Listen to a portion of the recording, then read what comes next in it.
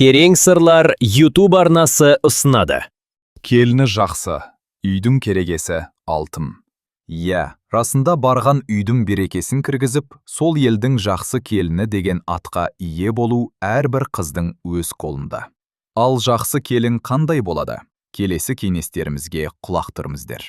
Сіздің анаңыз енді енеңіз болмақ. Сондықтан кез келген жағдайда енеңізден ақыл сұрап кеңесіңіз. Ол да сіздей келін болған. Білмегеніңізді үйретуден қашпайды. Ешқашан өзім білемге салынбаңыз.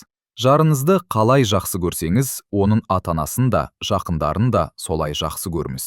Үлкендерді сыйлап, оларға ешқашан қарсы сөйлемеңіз. Мінсіз адам болмайды. Сондықтан әрдайым кешірімшіл болыңыз. Келін өзі ене атанғанынша практикада жүреді. Ал оның ұстазы енесі. Өзгелердің көзінше күйеуіңізге дауыс көтеріп, ара қатынасыңызды талқылауға салмаңыз.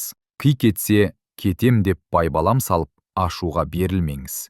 Үйіміз әрқашан тап-тұйнақтай таза. Кіріңіз жуылы, тамағыңыз дайын тұратын болсын.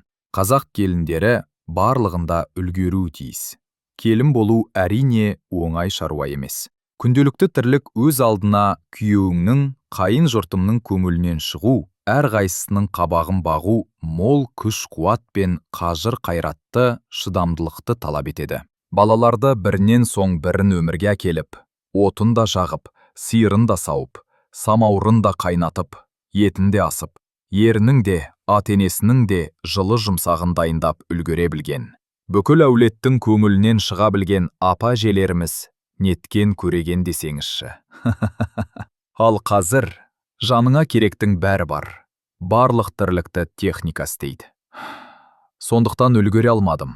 Қолым кимет деу, әсте, ұят болар.